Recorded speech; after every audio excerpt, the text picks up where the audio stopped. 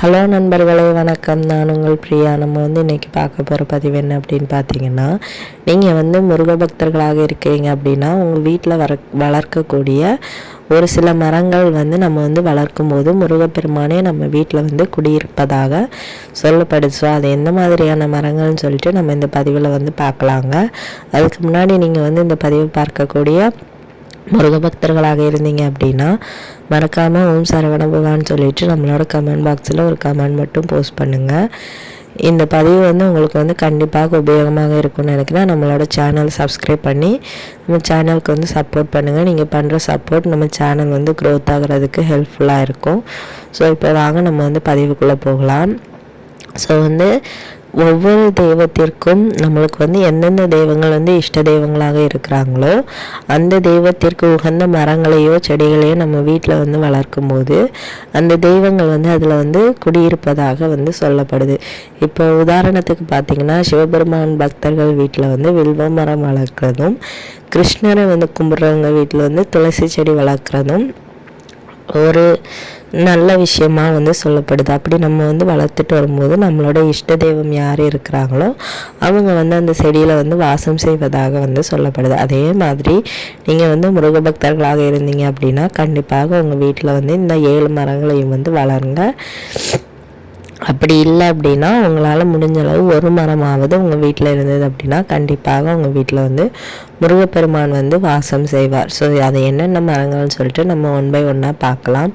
முதல்ல நம்ம பார்க்கக்கூடிய மரம் என்ன அப்படின்னு பார்த்தீங்கன்னா, முக்கணிகள் ஒன்றான இந்த மரத்தை நம்ம வீட்டில் வளர்க்கும் போது நம்ம வீட்டில் முருகப்பெருமான் குடியிருப்பதாக சொல்லப்படுது.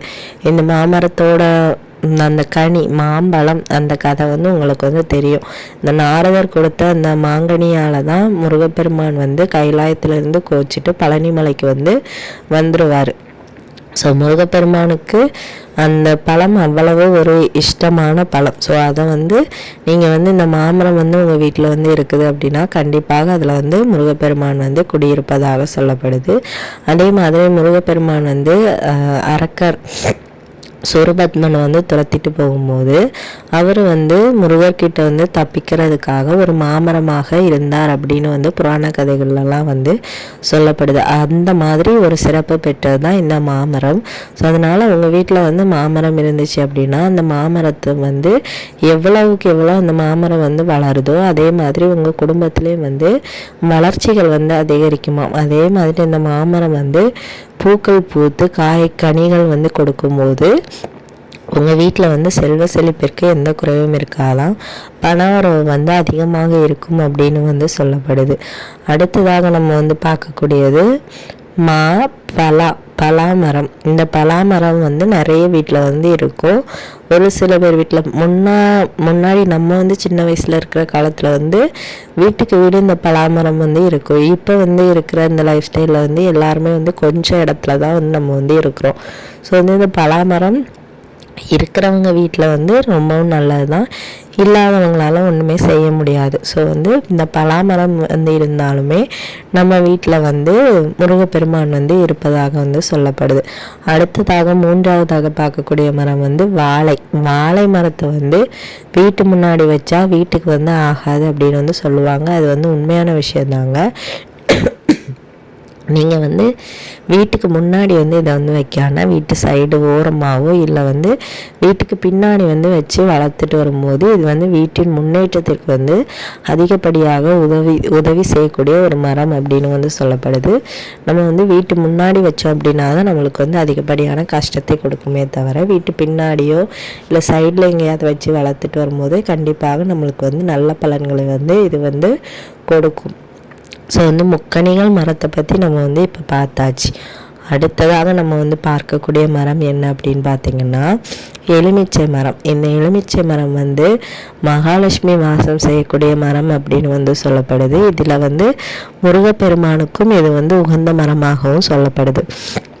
ஸோ வந்து இந்த எலுமிச்சை மரம் வந்து யாருக்கு வீட்டிலலாம் இருக்குதோ அவங்க வந்து முருக பக்தர்களாக இருந்தீங்க அப்படின்னா கட்டாயமாக உங்கள் வீட்டில் வந்து முருகப்பெருமான் வந்து இந்த மரத்தில் வந்து வாசம் செய்வார் அப்படின்னு வந்து இந்த சொல்லப்படுது. ஸோ வந்து இந்த எலுமிச்சம் கனிகள் வந்து நம்ம வந்து பூஜைகளுக்கு அதிகமாக பயன்படுத்தும் போது நம்மளுக்கு வந்து அது வந்து ஒரு சிறப்பான ஒரு வேண்டிய பலன்களை வந்து தரக்கூடிய ஒரு கனியாக வந்து இது வந்து சொல்லப்படுது. அதுக்கு அடுத்த மரம் என்ன மரம் அப்படின்னு பார்த்தீங்கன்னா, அடுத்ததாக நம்ம வந்து பார்க்கக்கூடிய மரம் என்ன அப்படின்னு பார்த்தீங்கன்னா சீத்தாப்பழ மரம். இந்த சீத்தாப்பழ மரம் வந்து வீட்டிற்கு 4 திசைகள்லையும் வந்து வச்சுட்டு வரும்போது நம்ம வீட்டுக்கு வந்து அது ஒரு நல்ல ஒரு வளர்ச்சியை வந்து கொடுக்குமாங்க. உங்களுக்கு வந்து 4 பக்கமும் வைக்கிறதுக்கு இடம் இல்லை அப்படின்னாலும் கண்டிப்பாக ஒரு சைடாவது நீங்கள் வந்து இந்த சீத்தாப்பழ மரத்தை வந்து வச்சிங்க அப்படின்னா கண்டிப்பாக உங்கள் குடும்ப முன்னேற்றத்திற்கு இது வந்து உதவியாக இருக்கும். இது வந்து இந்த திசையில் தான் வைக்கணும் அந்த திசையில் தான் வைக்கணும் அப்படிலாம் கிடையாது. 4 திசைகள்லையுமே இந்த செடி இந்த சீத்தா மரத்தை வந்து நீங்கள் வந்து வைக்கலாம். முக்கியமாக கிழக்கு திசை நோக்கி நீங்கள் வந்து வச்சிங்க அப்படின்னா ஒரு குடும்ப முன்னேற்றத்திற்கு இது வந்து அதிக ஒரு பலனை வந்து தரக்கூடிய ஒரு மரமாக சொல்லப்படுது. அடுத்ததாக நம்ம வந்து பார்க்கக்கூடிய மரம் என்ன அப்படின்னு பார்த்தீங்கன்னா முருங்கை மரம். இந்த முருங்கை மரமும் வீட்டு முன்னாடி வந்து நம்ம வந்து வைக்கக்கூடாது அப்படின்னு வந்து சொல்லுவாங்க. ஆனால் வந்து இந்த முருங்கை மரத்தில் வந்து தெய்வ சக்திகள் வந்து அதிகமாக இருக்குமா. அதே மாதிரி மகாலட்சுமிக்கு உகந்த ஒரு மரம். இது வந்து அன்னபூரணிக்கும் உகந்த ஒரு மரம்னு வந்து சொல்லப்படுது.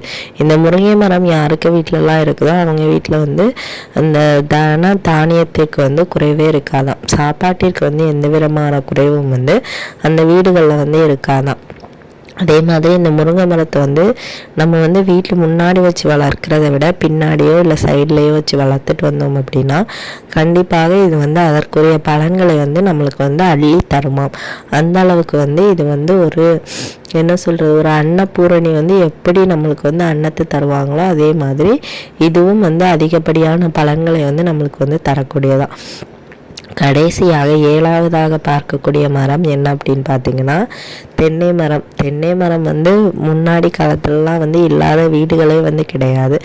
இப்போ வந்து இருக்கிற வீடுகளில் வந்து இடம் இல்லாதனால அவங்க வந்து தென்னை மரங்கள்லாம் வைக்கிறத வந்து கொஞ்சம் ரேராகி போச்சு. ஸோ வந்து இருக்கிறவங்க வீட்டில் வந்து இந்த தென்னை மரம் வந்து அதிகப்படியாக இருந்தது அப்படின்னா கண்டிப்பாக உங்கள் வீட்டில் வந்து முருகப்பெருமான் வந்து குடியிருப்பதாக வந்து சொல்லப்படுது. ஸோ உங்கள் வீட்டில் நீங்கள் வந்து முருக பக்தர்களாக இருந்தீங்க அப்படின்னா இதில் வந்து உங்கள் வீட்டில் எந்த மரங்களை நீங்கள் வந்து வளர்க்குறீங்க அப்படின்னு சொல்லிட்டு மறக்காமல் நம்மளோட கமெண்ட் பாக்ஸில் வந்து கமெண்ட் பண்ணுங்கள். இந்த பதிவு வந்து உங்களுக்கு கண்டிப்பாக உபயோகமாக இருக்கும்னு நினைக்கிறேன். உபயோகமாக இருந்தது அப்படின்னா லைக் பண்ணி ஷேர் பண்ணுங்கள். நம்மளோட சேனலை சப்ஸ்கிரைப் பண்ணி வச்சுக்கோங்க. இந்த வீடியோவின் முழு பதிவை பார்த்ததற்கு மிக்க நன்றி.